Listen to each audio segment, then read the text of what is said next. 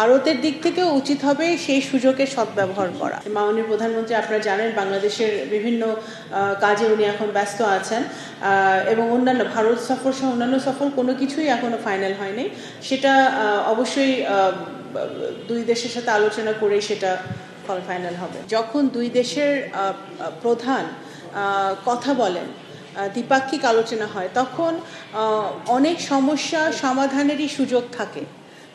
সেই সুযোগটা তো আছেই, রয়ে গেছে এবং ভারতের দিক থেকেও উচিত হবে সেই সুযোগের সদ্ব্যবহার করা। অবশ্যই এখন তো পররাষ্ট্র মন্ত্রণালয়ে সবচেয়ে প্রথম সাফল্য হচ্ছে আমাদের ইউএনজি এর প্রেসিডেন্সি আমরা অর্জন করেছি, আমরা জয়লাভ করেছি একটা এমন একটি দেশকে হারিয়ে, যে দেশ 10 বছর ধরে এই ক্যান্ডিডেসির জন্য লড়াই করছিল।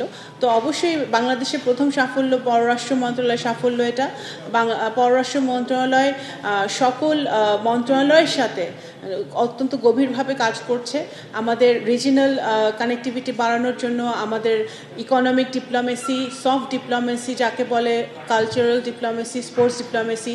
আমাদের ম্যানিফেস্টোতে আমাদের ফরেন পলিসি নিয়ে যা যা আছে, সবার আগে বাংলাদেশ নীতি রেখে সেই ম্যানিফেস্টোটা প্রণয়নের জন্য পররাষ্ট্র মন্ত্রণালয় গত 5-6 মাসে অত্যন্ত নিবিড়ভাবে কঠোরভাবে কাজ করছে। আমরা ইতিমধ্যে কিছু নতুন উইং খুলেছি যাতে আমরা আমাদের বাংলাদেশি ভাইরা যারা বিদেশে কাজ করে, আমরা অভিবাসী সমস্যার সমাধান করতে পারি, মাইগ্রেশন প্রবলেম আমরা হ্যান্ডেল করতে পারি। আমাদের বিভিন্ন ধরনের আমাদের ইকোনমিক ডিপ্লোমেসি বৃদ্ধি করার জন্য আমরা অত্যন্ত জোরালোভাবে আমাদের ফরেন মিনিস্ট্রি কিন্তু সকল দেশের সাথে কাজ করছে। তো আমি মনে করি অবশ্যই আমরা চেষ্টা করছি, কারণ আমরা চেষ্টা করছি, আমাদের চ্যালেঞ্জেস আছে, কিন্তু আমরা চেষ্টা করে যাচ্ছি যতটুক আমরা সরকারকে সহযোগিতা করতে পারি। আমরা আবারও মেরুদণ্ড সোজা করে, আমি প্রথম দিনও এই কথা বলেছিলাম, সোজা করে দাঁড়িয়ে আমাদের দেশের স্বার্থকে রক্ষা করে, দেশের স্বার্থকে সর্বাধিক প্রাধান্য দিয়ে সকল দেশের সাথে সম্পর্ক আরও কীভাবে জোরদার করা যায় সেই লক্ষ্যে পররাষ্ট্র মন্ত্রণালয় কাজ করে যাচ্ছে।